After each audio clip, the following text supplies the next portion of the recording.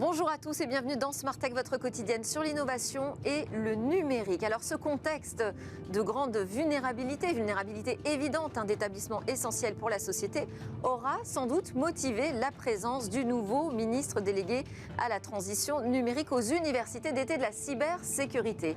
D'autres voix se sont fait entendre et appellent à la mobilisation générale pour sécuriser nos systèmes d'information. Que manque-t-il encore à l'appel? Ce sera le sujet de l'interview ce matin. Dans Smart Tech également, le jeudi, c'est le débrief de l'actu. On va commenter évidemment ces annonces d'hier soir par Apple, mais pas seulement. Il y a d'autres sujets qui nous ont fait réagir cette semaine. Ensuite, ce sera la deuxième partie de l'émission avec un rendez-vous pour le week-end. On va dire une visite que je vous propose dans la Rome antique. Et on terminera avec notre chronique « Où va le web ?» Mais d'abord, donc c'est le moment de l'interview. On parle de ces chantiers 2022 de la cybersécurité.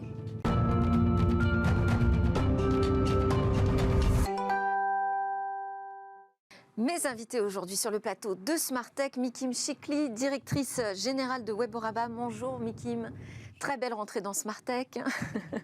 Et Alain Staron, cofondateur d'Artifil, qui lui a déjà une semaine derrière lui. On va débattre ensemble de ces sujets qui nous agitent en ce moment dans le secteur de la tech. Évidemment, il y aura la keynote d'Apple, mais pas seulement. On va d'abord écouter Jean-Noël de Galzin nous parler de ces universités d'été de la cybersécurité. Bonjour Jean-Noël. Bonjour. Alors, vous êtes, je rappelle, le président d'Exatrust, qui est à l'origine d'ailleurs de cet événement. Exatrust, c'est une association qui regroupe 80 PME, ETI du secteur de la cybersécurité, c'est ça, je ne me trompe pas? Oui. Et l'événement, je dirais, cette année, c'est qu'on a un nouveau ministre délégué à la transition numérique et aux télécommunications et qui en a profité pour délivrer ses premiers messages à la filière. Oui. Est-ce que vous avez été satisfait de ce qu'il a annoncé, de ces premiers éléments de feuille de route qu'il a délivrés? Et puis finalement, est-ce qu'il pouvait faire autrement que venir, vu ce contexte quand même très compliqué, très sensible en matière de sécurité de nos établissements essentiels aujourd'hui en France? Merci de votre invitation. D'abord, c'est très, très aimable à vous. Le contexte est hyper compliqué. La menace est très élevée, plus que jamais. Il y a un contexte de guerre en plus avec l'Ukraine, des tensions avec un certain nombre de pays qui font que les cyberattaques... Il n'y a jamais eu autant de cyberattaques par seconde. Et il y a beaucoup d'entreprises, ou plus récemment des hôpitaux, qui subissent du coup ces cyberattaques et qui sont bloqués dans leur activité. Si on prend l'exemple de Corbeil-Essonnes, aux deuxième partie du mois d'août, ce sont les urgences qui ne peuvent plus fonctionner normalement, plus d'admission à l'hôpital, il faut dérouter les patients. Et alors à ce moment-là, on retrouve des conditions de travail il y a 60, 70, 80 ans. Au papier, au crayon. Sans accès aux dossiers médicaux. Voilà, donc c'est compliqué. Ouais. Les équipements médicaux sont souvent obsolètes en matière de numérique. Il faut réécrire les logiciels, les firmware à l'intérieur, en impliquant le code cybersécurisé. Donc il y a énormément de travail de cybersécurité dans le monde et on a une pénurie générale. Alors Jean-Noël Barrot s'est quand même exprimé, il s'est même déplacé d'ailleurs dans cet hôpital du sud de l'Île-de-France. Oui. Il a dit, en plus du plan de relance, voilà. Je rallonge, je rajoute à l'enveloppe. Donc en fait, il existe donc une du feuille budget de route. pour la cybersécurité. Est-ce que ce sera suffisant? Est-ce qu'on attend autre chose? Voilà, il existe une feuille de route dans la filière. Il se trouve que j'ai la chance et la responsabilité de développer le projet cyber de la filière cybersécurité, où on fait travailler les industriels, petits et grands, l'État, et puis les utilisateurs pour mettre en place, faire de la sensibilisation, de la formation, développer des nouvelles industries, des nouveaux outils, et faire en sorte de venir au secours des plus fragiles, de ceux qui en ont besoin tout de suite. Et effectivement, dans cette feuille de route, le ministre est venu comme ce que j'ai appelé le capitaine de l'équipe de France, de la cyber, puisqu'on a réuni 750 personnes, l'équipe de France de la cyber, et l'objectif... C'est le 15 de France, j'ai vu que c'était plutôt le rugby qui était l'inspiration de votre événement. Écoutez, j'ai une équipe permanente féminine qui a choisi de mettre le rugby à l'honneur, et elles ont choisi cela. J'ai trouvé ça très bien, puisque l'année prochaine, on a la Coupe du Monde de rugby en France. Okay. Et donc, il ne fallait pas y voir 15 organisations spécifiques pour protéger la France demain. En fait, donc, juste pour finir sur le ministre, il a mis en évidence tout de suite, et c'est ça qui est intéressant, il a dit il faut effectivement venir en aide aux hôpitaux. Il a rajouté 20 millions d'euros, ce qui est très peu, mais qui va déjà aider à diagnostiquer le niveau de cybersécurité dans 200 hôpitaux supplémentaires. 200 avaient déjà été diagnostiqués. Et il faut être tout à fait clair, il y a 3000 établissements de santé en France, il y a 36 000 communes, beaucoup de collectivités locales, il y a 4,5 millions de PME, TPE, qui sont très fragilisés ou souvent peu équipés. Et donc nous, on est mobilisés là-dessus, l'industrie est mobilisée là-dessus. C'était bien de voir que le ministre est venu avec nous et qu'il a tout de suite mis en avant ce pourquoi on travaille, c'est-à-dire aider ceux qui en ont besoin à se protéger contre les cyberattaques. C'est aujourd'hui le fléau, le risque le plus important qui pèse sur les entreprises. Alors il a aussi évoqué le filtre anti-arnaque, qui est peut-être un petit peu moins dans votre liste de priorités, j'imagine, non ? Alors, il y a une autre priorité qui est dans l'actualité, très brûlante, c'est l'assurance cyber. Je ne sais pas si vous avez suivi, il y a... on a même fait un talk dans Smartech à la rentrée. Voilà, la Direction Générale du Trésor qui vient d'évoquer le fait qu'on puisse indemniser le paiement des rançons. Bien évidemment, nous pensons qu'il s'agit d'une ligne... Sous certaines conditions. Sous certaines conditions, certes, mais nous pensons qu'il s'agit d'une ligne rouge et qu'il ne faut pas le faire, parce qu'on ne peut pas payer les cybercriminels. Ouais. Évidemment, c'est évident, je veux dire, c'est la porte ouverte. Voilà, c'est une question de bon sens et c'est un message très important. Un certain nombre de grands pays aux États-Unis, on ne paye pas les rançons. Évidemment, on associe la gendarmerie, ce qu'on appelle le C3N, les spécialistes, pour essayer... D'un autre côté, on ne va pas refaire le débat qu'on a déjà eu ici, mais d'un autre côté, on ne peut pas laisser les entreprises sans aucune autre solution. Il existe des solutions. Il faut aider les entreprises à s'équiper des solutions et former les gens. Donc il y a ce sujet de la cyberassurance très bien, sur lequel il y a déjà des choses d'enclenchées. Moi, je reviens aux annonces de Jean-Michel Barrot. Jean-Noël, pardon, Barrot. C'est facile, c'est comme moi, on est homonyme et c'est assez rare d'avoir des Jean-Noël. On était 2 Jean-Noël sur la scène, c'est très rare. Également, il a soulevé la nécessité de renforcer la sécurité des données dans le cloud. Oui. Qu'est-ce qui manque aujourd'hui sur ce sujet ? En fait, il manque... On nous a plutôt dit qu'au contraire, en étant dans le cloud, on allait avoir accès à des boucliers beaucoup plus robustes. Disons qu'il y a une résilience en étant dans le cloud parce qu'il y a plusieurs clouds, mais vous voyez par exemple aujourd'hui, on demande on met des restrictions sur l'utilisation de l'énergie. Ouais. On a mis avant des restrictions avec le Covid. Ouais. Demain, s'il faut des restrictions par rapport à l'usage d'Internet, qui va choisir ce qu'on va restreindre ? Ce que nous disons simplement, c'est que aujourd'hui, 92% des données, de nos données personnelles, vont aux États-Unis. Moi, je me bats pour qu'au moins, on garde nos données. On les mette quelque part dans nos espaces numériques, nos infrastructures numériques, pour que l'intelligence artificielle qu'on va utiliser demain, ça a été dit, la Cour des comptes a expliqué que les impôts allaient utiliser davantage l'intelligence artificielle, la Caisse nationale d'assurance maladie, nos services publics en général, nos administrations, il faut qu'elles utilisent nos données et il faut que notre intelligence artificielle utilise nos données en priorité pour plus de justice et d'équité. Donc de la souveraineté numérique dans le cloud, c'est ça la sécurisation aujourd'hui. L'autonomie numérique et l'ambition de devenir des champions numériques dans le cloud. On a déjà un certain nombre d'entreprises qui sont très bien positionnées, OVH, Outscale, Antemeta, Woodrive, tout un tas d'autres.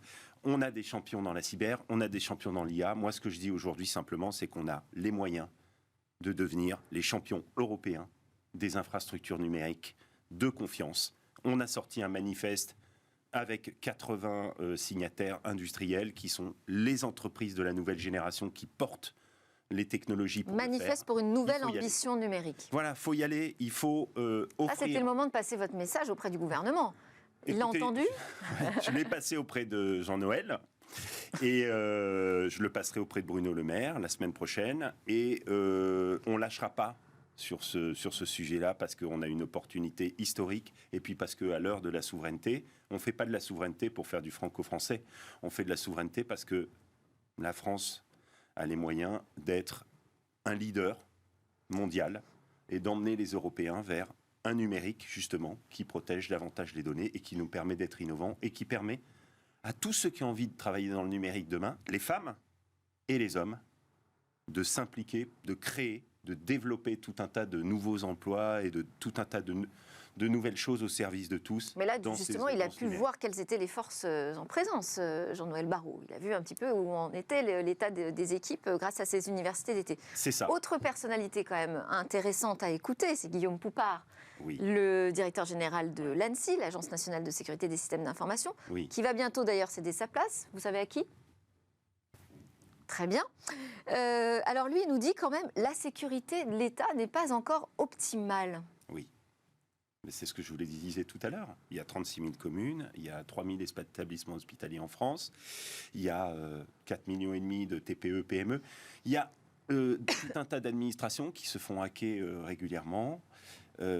Voilà, la menace. Donc il rappelle finalement, c'est la priorité des priorités. Il place même la priorité de la cybersécurité devant la priorité énergétique. C'est-à-dire que si une centrale ou un réseau de distribution d'électricité s'arrête, il n'y a plus d'électricité. Si, comme c'est arrivé par exemple aux États-Unis, d'un seul coup, votre réseau à la maison, votre appareil ne peut plus distribuer l'électricité, ou laisse l'électricité trop haut, ou s'arrête, parce que toute l'Internet des objets est présent à la maison, eh bien c'est pareil, vous avez froid ou vous avez trop chaud. Bon, voilà, aujourd'hui le numérique fait partie de notre vie courante. Nous, ce que je dis souvent, c'est que la cybersécurité, c'est un peu l'oxygène du numérique. C'est ce qui fait que le numérique va être au service de tous, sans arrêt, et qui va garantir qu'on a toujours des secrets dans la vie, qu'il est important de garder son jardin secret. Merci Jean-Noël de Galzin, parce qu'on a fait assez long sur cette interview et on a tellement de choses encore à débattre. Vous restez avec nous pour le débrief de l'actu. C'est le moment du débrief dans Smart Tech.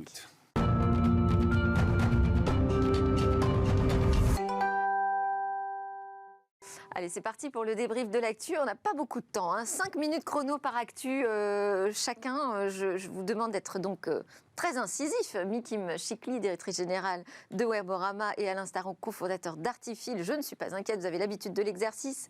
Et restez avec nous, Jean-Noël de Galzin, le président d'Exatrust, pour évidemment participer aussi rapidement comme l'éclair que possible. On commence avec le débrief de la keynote Apple, puisqu'hier soir, on a eu cette rencontre annuelle avec Tim Cook, qui nous présente ses nouveaux champions dans son univers, qu'il présente comme un univers finalement... Enfin, je veux dire, il se cache pas que c'est un univers fermé. Il dit même que finalement Apple est un peu le seul à proposer un écosystème où tout fonctionne aussi bien ensemble. Ça, c'est un peu un changement de discours. Qu'en avez-vous pensé ? C'est un message qui date depuis un certain temps, quand il dit ce qui est dans un iPhone reste un iPhone. Il avait fait ça aussi. Ça, c'était pour la protection des données, plutôt. Les gens, oui, mais ça va avec. Ouais. C'est-à-dire qu'il peut garantir ça parce que son écosystème est totalement surveillé. Vous publiez une appli sur Android, vous la publiez. Vous la publiez sur Apple, il vérifie. Ça commence par là. Donc, effectivement, il protège. C'est quand même un Américain sur 2 qui a un iPhone et probablement un propriétaire de smartphone sur 4 dans le monde. Il y a 1 milliard d'iPhones en activité. Donc oui, c'est un écosystème fermé, mais qui marche très bien. Et dans cette famille-là, on est plus protégé tout simplement parce que les règles sont plus strictes que dans un écosystème totalement ouvert. Est-ce que l'aventure continue alors pour Apple, Mikim ? Alors, il mitige l'inflation, parce que ça, c'est quand même quelque chose qui était très attendu. C'est vrai. On se demandait s'il allait augmenter les prix du fait que les matériaux augmentent. Donc, il mitige l'inflation. Mais surtout, je trouve très intéressant, il reste dans sa trajectoire. Donc, il n'a pas annoncé des choses absolument incroyables. Il a annoncé l'évolution de ses appareils. Et c'est vrai que son écosystème fonctionne bien. Changer de téléphone, ça prend 30 minutes chrono et toutes les données sont transférées. A priori protégées, ça on ne sait pas, il y a beaucoup de données qui sont dans le cloud, on vient d'en parler. Donc ça, je trouve que c'est plutôt bien, en fait, finalement, des entreprises qui restent dans leur trajectoire, qui restent ancrées sur leur valeur de marque. Le consommateur s'y perd pas parce qu'en fait, il est perdu, le consommateur. C'est même très rassurant, quand on regarde la keynote, on est dans un monde finalement très apaisé. Tout a l'air de bien se passer. Alors, sur les annonces, donc une nouvelle montre connectée, l'Apple Watch série 8. Moi, ce qui m'a frappé en particulier, c'est sa capacité à détecter les accidents. En l'occurrence, si vous êtes au volant d'une voiture et que vous portez cette nouvelle Apple Watch, eh bien, elle va être capable de lancer un appel d'urgence dans les 10 secondes si elle a détecté un accident. En fait, c'est marrant, c'est exactement ce qu'on fait nous chez Artifil. On Ouais. utilise des données de type accélération, au sens très large, des centrales inertielles, et on met de l'intelligence artificielle dessus, et pas simplement des seuils comme on le faisait avant avec les capteurs sismiques, pour détecter tout un tas de trucs. Donc oui, aujourd'hui, fait l'accident, c'est pas très compliqué. Enfin, c'est pas très compliqué. Quand on est du métier, c'est pas très compliqué. Et il le fait aussi dans l'iPhone. Il le fait Dans la aussi dans montre et l'iPhone, dans qui est l'iPhone. capable de détecter des chutes aussi Absolument. pour les sportifs ou les cyclistes qui sont de plus en plus nombreux. Ça veut dire quand même que c'est aussi quelque chose de plus en plus intimement lié à notre vie, dont on va avoir de plus en plus de mal à se passer, peut-être, non? Ouais, c'est très stratégique parce qu'il attaque la santé. Ça fait un petit moment qu'ils sont sur la santé avec les monitorings, des pas, de tout ce qu'on Ouais. fait. Et il attaque Là, en c'est la fait, survie. toutes les catégories. Alors, il y a la survie, mais il y a aussi, je ne sais pas si vous avez vu l'histoire de la femme qui porte sa Oui, montre et elle sait si elle va ovuler dans la nuit ou pas. Absolument. Donc, on rentre vraiment dans la vie privée des gens. Il faut bien s'assurer qu'elle restera bien privée, cette vie. L'objectif, c'est d'aider les femmes à avoir des enfants. Oui.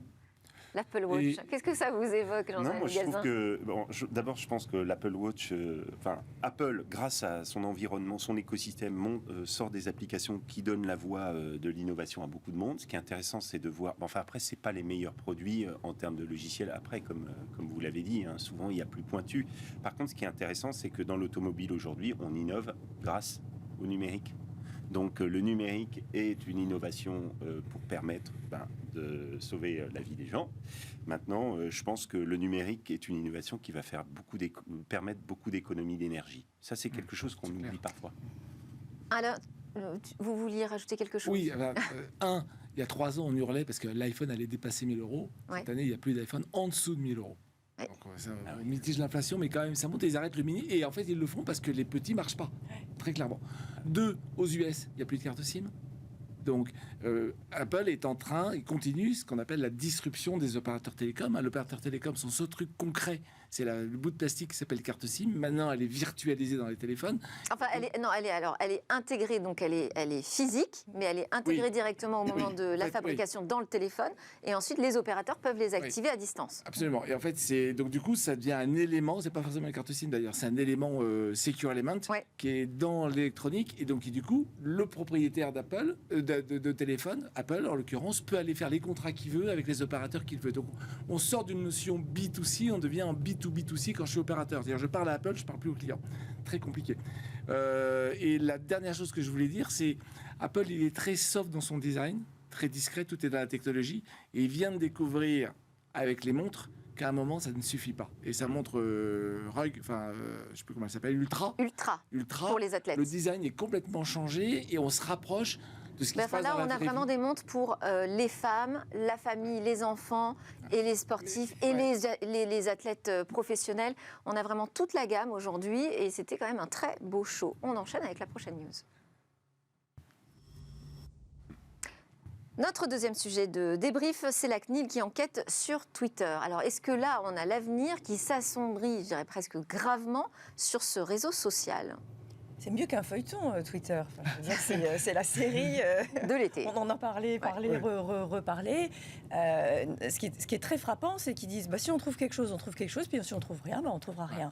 Moi, ça me choque. Ouais, c'est ça la difficulté, c'est-à-dire commenter cette news. Oui, il y a des gens qui disent qu'il y a une ingérence d'États étrangers. Attendons de voir si c'est vérifié. Là, on est dans la rumeur de la rumeur. Ouais. Le seul truc que je trouve peu perturbant... parce que quand même, on a des accusations de fraude, hein. Oui. D'accord, qui sont présentées par l'ancien directeur de la sécurité informatique du réseau social, Zatko, qui dénonce la manière dont les données personnelles sont gérées. Il parle de lacunes flagrantes en matière de cybersécurité. Oui.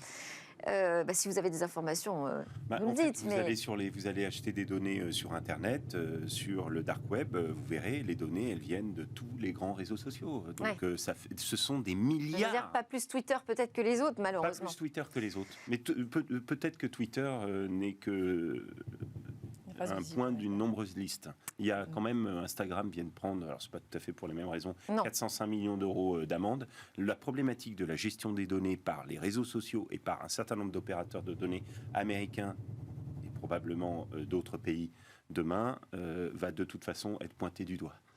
La moitié des serveurs seraient obsolètes. Près de 7000 employés de la firme auraient accès à des données très sensibles. L'entreprise aurait également menti sur la gestion de suppression des comptes. Plutôt que de les supprimer, il serait juste désactivé. Enfin, tout ça, ça fait quand même beaucoup, à ce point que notre CNIL française a décidé de s'intéresser au dossier et d'enquêter sur ce sujet. Et si c'est avéré, il y aura des conséquences pour Twitter. En plus du procès, quand même, en octobre, avec Elon Musk, qui donc s'est rétracté dans son offre de rachat. Donc ma question, c'est l'avenir de Twitter, c'est quoi? C'est quelle couleur?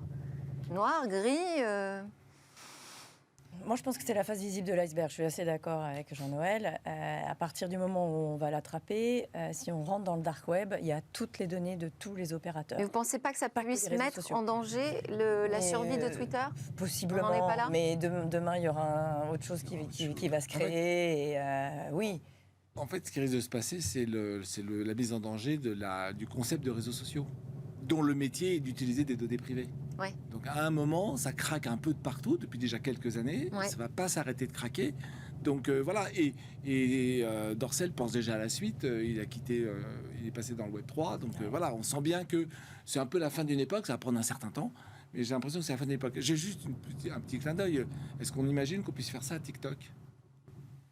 Voilà, c'est une bonne Pourquoi question. pas Non, Pourquoi pas? On a bien imposé à TikTok un hébergement chez un Américain. Oui, mais ça, c'était pour les données américaines. Aux États-Unis. Donc on peut imposer des choses, on peut les surveiller. Et en Europe, je sais pas, je doute qu'on aille jusque-là, parce que c'était Trump, ça s'est passé sous Trump, avec une certaine forme d'autocratie, enfin en tous les cas de punch politique au minimum. Et puis ensuite, je ne sais pas si c'est la fin d'une époque, mais à mon avis, c'est la fin de l'époque où on prend les données de tout le monde, on les revend, on fait n'importe quoi avant. Voilà. Et moi, je me souviens d'une rencontre avec le spécialiste des données et des réseaux sociaux du Gartner à Barcelone il y a quelques années, il y a 3-4 ans, juste avant le Covid. Et il expliquait que de toute façon, tout cela allait simplement conduire les États-Unis à créer sa propre adaptation du règlement général sur la protection des données pour changer l'Internet. Parce que de toute façon, les réseaux sociaux américains sont les leaders. C'est quand Apple d'un mot, dit, alors. Quand Apple dit moi je retire les cookies, etc., pour gérer moi-même, il est en train de grimper très très fort. Et encore cette année, 5 milliards de dollars de chiffre d'affaires en pub contre 100 pour Google et 100 pour Facebook et 200 pour Google. Néanmoins, c'est en croissance extrêmement forte au détriment de qui? De Facebook et Google. Bon, Autrement alors, dit, c'est le choix technologique de meilleur. C'est le sujet d'après. C'est ça. C'est le sujet d'après. Taxer les GAFA pour financer l'audiovisuel public, c'est un peu l'idée de dire il y a une manne aujourd'hui sur Internet, c'est les revenus publicitaires, estimés à 8 ou 9 milliards d'euros. Peut-être qu'on pourrait se servir dans la caisse pour financer cet audiovisuel public français. Il faudrait déjà qu'ils commencent par payer leurs propres taxes sur les sociétés. Ouais. Étape 1. Étape 1. Bon, étape 2. Ça, ce projet de loi, il existe. Oui, c'est long. La mise en application. Donc, étape 2, on parle de 2025 pour financer l'audiovisuel. En attendant, il n'y a plus de redevance. Qu'est-ce qu'on fait de maintenant à 2025 je m'interroge. Et ça vous semble justifié comme... Alors, ça ne me semble pas tant justifié que ça, finalement. Qu'on impose une taxe, qui est la TVA, il y a débat sur la TVA et l'application de la TVA et l'usage de la TVA, puisque la TVA doit correspondre à un objet social et donc cette taxe doit être réutilisée dans ce domaine-là. Donc, je ne suis pas sûre... Donc, utiliser une part de la TVA pour financer l'audiovisuel public, oui. Ouais. En revanche, taxer la pub sur Internet pour ça... Moi, je trouve ça très perturbant. Ah oui. Si les GAFAM ont grandi, si le budget publicitaire vont des télévisions vers les GAFAM, c'est pour une raison bien précise, c'est que le monde change. Maintenant, les usages vont vers le web. Okay, donc il y a moins de gens qui regardent la télé. À moyen âge de télé, j'ose pas faire peur à tout le monde, mais ça devient de plus en plus âgé. Bien. Donc, dire que le gouvernement dise je taxe le progrès pour financer ce qui est en retard, la préhistoire, je trouve ça très perturbant. Pardon d'être un peu cash, je trouve ça très perturbant. On ferait mieux. Une ânerie, vous dites? Mais oui. Une ânerie. S'il faut aider le cinéma ou l'exception culturelle française, il faut le faire. faut le mettre dans le projet de loi de finances. Par contre, et je suis entièrement d'accord avec vous, à un moment, il faut arrêter. On ferait mieux de financer l'innovation de la télé pour qu'elle rattrape le coût de l'Internet. Ce chemin vers le numérique, l'audiovisuel public français le fait également quand même. Non, mais on ne peut pas taxer l'innovation, on ne peut pas taxer l'Internet de quelque chose qui détruit le reste. On parle toujours de la destruction créatrice et à chaque fois, on va taxer l'Internet, on va taxer l'innovation parce que ça détruit des emplois, parce que ça fait ci, parce que maintenant, ça détruit le cinéma.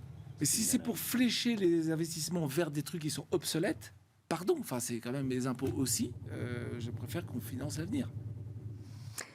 Allez, 4e actu. La 4e actu, c'est ces IA qui commencent à décider finalement de qui ou non sera licencié dans une entreprise. Alors, est-ce que vous trouvez ça incroyable ou vous vous dites non, c'est pas très étonnant hein. Moi, je trouve que c'est pousser l'intelligence artificielle dans une catégorie, on va dire, qu'elle n'est pas.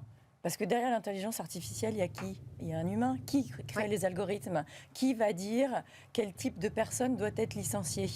Donc, il ne faut juste pas se dire que l'intelligence artificielle vient du ciel, alléluia, et puis je suis désolée, regarde, c'est random, c'est tombé sur toi. C'est pas moi, j'ai rien fait. Mais qui a programmé cette intelligence artificielle ?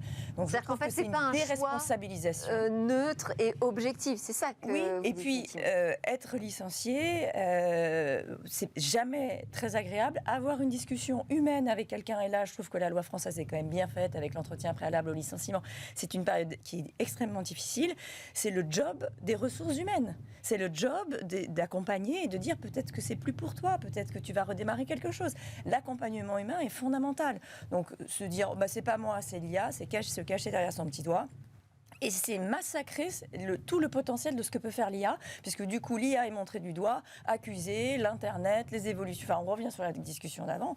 Je trouve ça dramatique, honnêtement. Si j'étais DRH, donc c'est arrivé là, la dernière affaire, ça concerne Meta, en fait. Oui. Plutôt une équipe de sous-traitants. Voilà, il fallait réduire les coûts. Alors pour choisir qui resterait ou qui ne continuerait pas l'aventure, on a fait tourner un algorithme. Oui, mais Accenture qui a mis en place l'outil, pareil.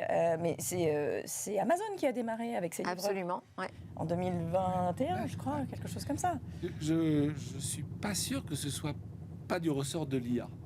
Je m'explique. Sur un plan purement technique, on a face à un problème complexe, et l'humain, c'est le plus complexe de tous les problèmes, et on a quelque part des paramètres plus ou moins objectifs. Alors pour un livreur, c'est très facile. Pour les équipes d'Accenture qui sont sur ce qu'ils faisaient, la médiation, etc., je ne sais pas, mais ils ont forcément des critères objectifs. Maintenant, ils prennent une grande population, ils regardent comment les gens performent sur chacun de ces critères, et l'IA, plus facilement que n'importe quel humain, va dire celui-là performe moins bien.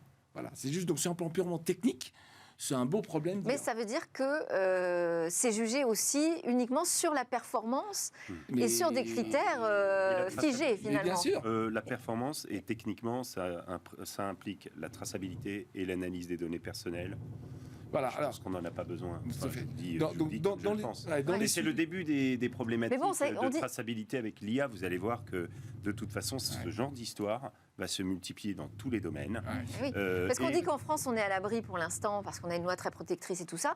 Il y a déjà aujourd'hui des outils qui utilisent pour mesurer l'efficacité des uns et des autres au travail. C'était une expérimentation avec Google pour regarder les piscines dans un certain nombre, 9 ou 10 départements. Absolument. Et regarder... c'est pour lutter contre la fraude fiscale.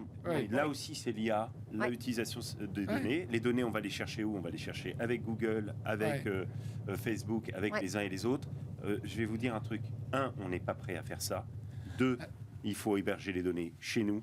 Oui. Troisièmement, on a des règles dans la vie réelle. L'IA ne réinvente pas les règles. Et dernièrement, remplacer l'humain partout. Je rappelle qu'on a quand même 57% de PIB qui est dans la fonction publique.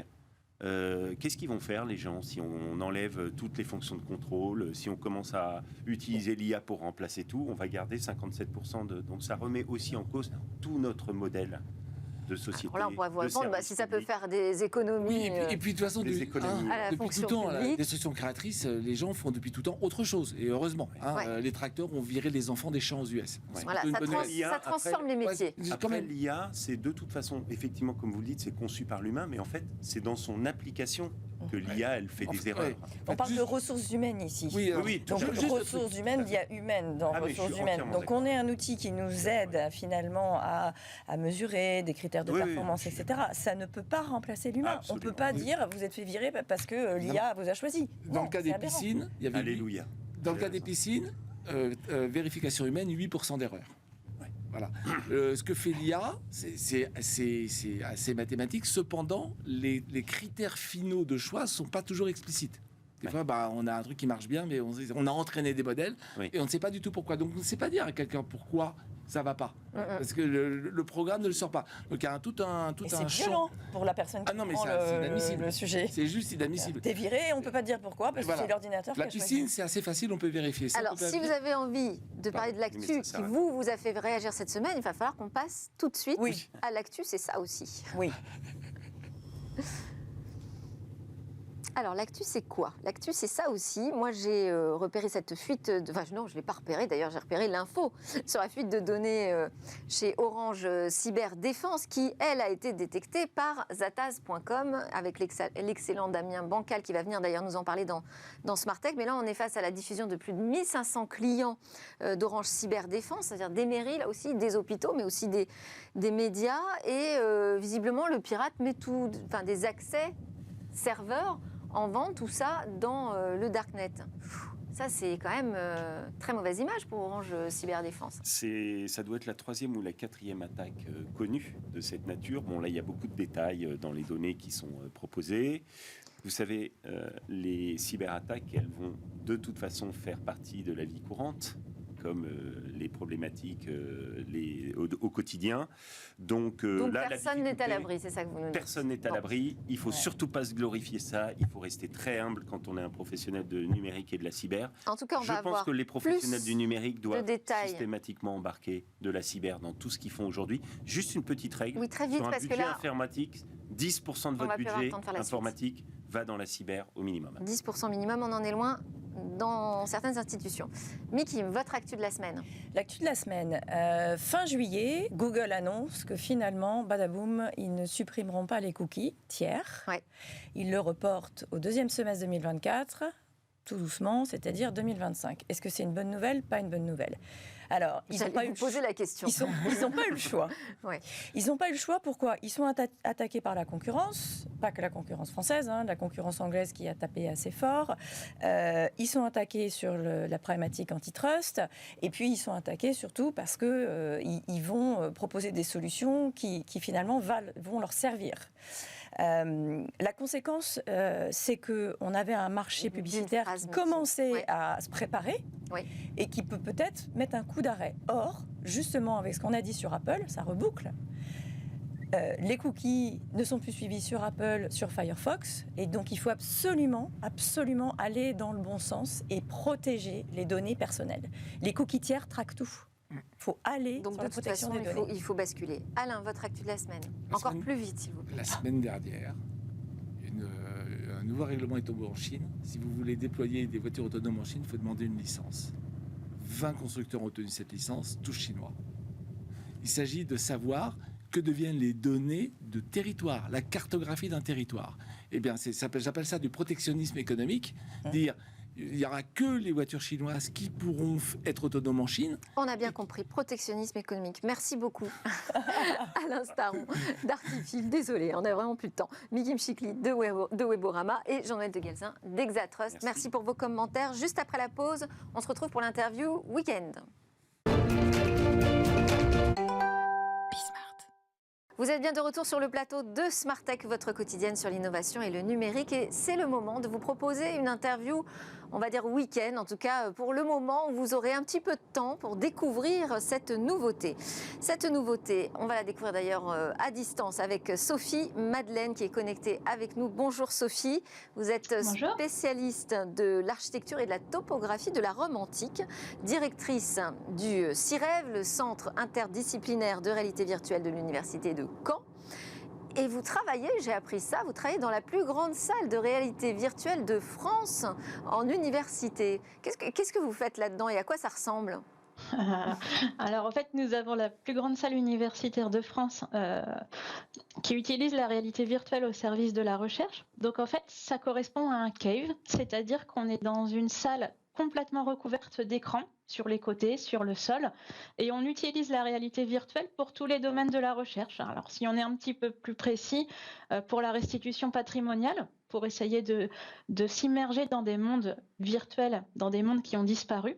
On prendra tout à l'heure l'exemple de la Rome antique. On l'utilise pour la santé, pour travailler notamment sur le diagnostic de la maladie d'Alzheimer, pour essayer de diagnostiquer les premiers symptômes avant que les patients aient des pertes de mémoire. Et puis on travaille aussi sur les simulations d'inondation pour essayer de voir quelles seront les conséquences du réchauffement climatique. Donc, c'est-à-dire que vous préparez des simulations en 3D et puis vous les testez dans cette grande pièce. Vous pouvez même vous déplacer dans la pièce, j'imagine, à plusieurs. Ouais. Exactement, on a 50 mètres carrés d'espace de projection. On interagit avec le monde virtuel, donc il n'y a rien de précalculé. Si la personne regarde à gauche, à droite, veut avancer, le modèle virtuel va vraiment suivre ceux qui sont en train de faire la simulation. Alors, on va parler effectivement du sujet qui nous intéresse aujourd'hui, c'est cette reconstitution numérique de la Rome antique. Plus précisément, ce sont 10 monuments, c'est ça, à découvrir?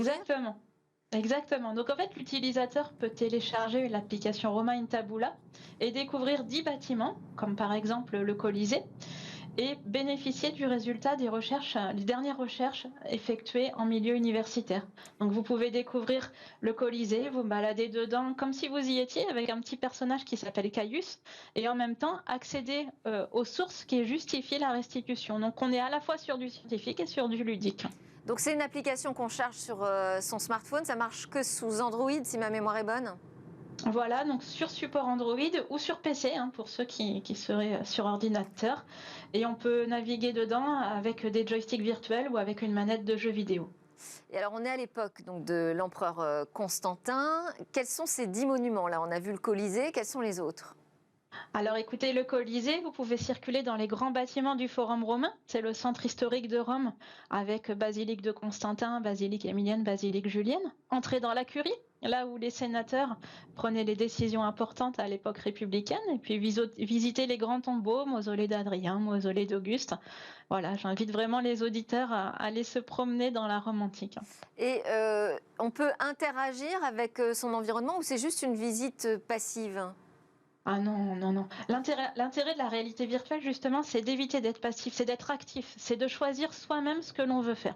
Donc vous avez le petit personnage Caius et vous allez où vous voulez, comme si vous étiez dans un jeu vidéo. La seule différence, c'est que tout ce que vous voyez a été réalisé dans un cadre scientifique, mais vous êtes entièrement libre de vos mouvements. Vous pouvez même choisir d'afficher ou non les sources qui justifient la restitution. Comment ont-ils été reconstitués? Parce que là, c'est pas juste créer un jumeau numérique de quelque chose qu'on connaît et qui existe. Il faut vraiment se replonger dans la période. Quels ont été les travaux nécessaires et le temps que ça vous a pris aussi pour réaliser cette application? C'est un travail que l'on mène à l'université de Caen depuis 1994. C'est très long puisque les bâtiments que nous restituons sont partiellement, même très fortement endommagés. Donc on part des sources anciennes. On va partir des textes latins, des textes grecs, des fouilles archéologiques. On va aller chercher les représentations iconographiques, les monnaies, les bas-reliefs. Et il y a toute une étape de recherche préalable à la 3D. Donc pour la restitution d'un bâtiment comme le Colisée, il faut au minimum compter 3 à 6 mois de recherche et au minimum 3 mois d'infographie 3D. Donc tout ça, ça part vraiment de base scientifique. On est à l'université de Caen, on n'est pas dans un studio de jeux vidéo, mais pour le transformer en expérience de 3D interactive, vous avez dû faire appel à d'autres compétences? Alors dans le centre de réalité virtuelle, on a ce que j'appelle les antiquisants, c'est-à-dire ceux qui vont faire la recherche sur la Rome ancienne, et on a également des ingénieurs infographistes 3D. On a un spécialiste de jeux vidéo, un spécialiste des textures, un qui est plutôt programmation, et on travaille tous dans la même équipe, dans le même bureau. On est vraiment dans une logique d'open space et de travail collaboratif. Et le fait de décider de le rendre disponible pour le grand public, quelle est la motivation à l'origine?